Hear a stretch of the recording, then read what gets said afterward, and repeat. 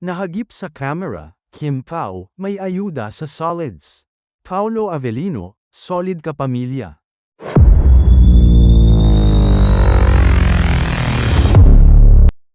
Minsan pang nagpaayuda sina Kim Chu at Paolo Avellino sa kanilang mga tagahanga kaninang umaga nitong Lunes bago pa sumalang ang actress-host sa noontime show nitong It's Showtime.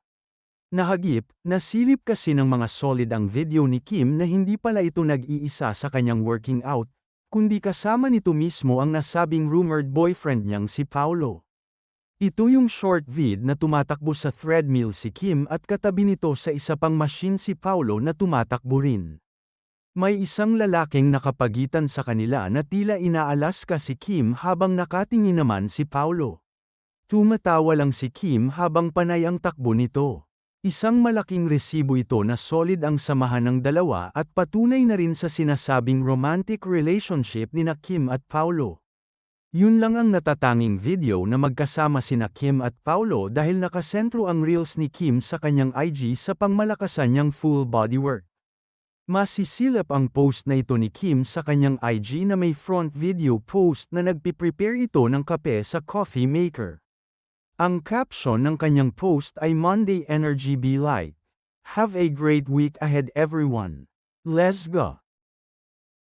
Samantala, nagbunyi ang mga solid fanny ng Kim Pao at maging ang mga Paolo Avellino supporter sa pagiging opisyal ng talent o artist ng Star Magic ng kanilang lodi. Ang Star Magic ay isang talent management arm ng Kapamilya Network na siyang humahawak sa mga karera nina Kim Chu, Gerald Anderson at marami pang iba. Iniyabang, ipinamalita na ng mismong Star Magic sa kanilang social media account ang pagpirma ng kontrata ni Paolo na nasimulan sa isang Guess Who campaign.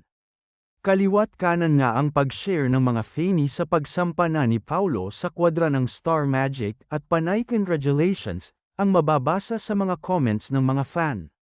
Halos mapuno nga ng Paolo Star Magic contract signing ang ex sa sunod-sunod na repost ng mga netizen.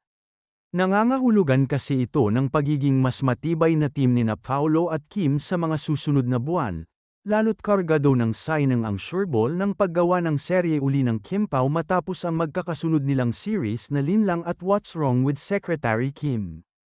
Lalong lumakas pa ang tandem ng Kim Pao sa unang movie nilang My Love Will Make You Disappear.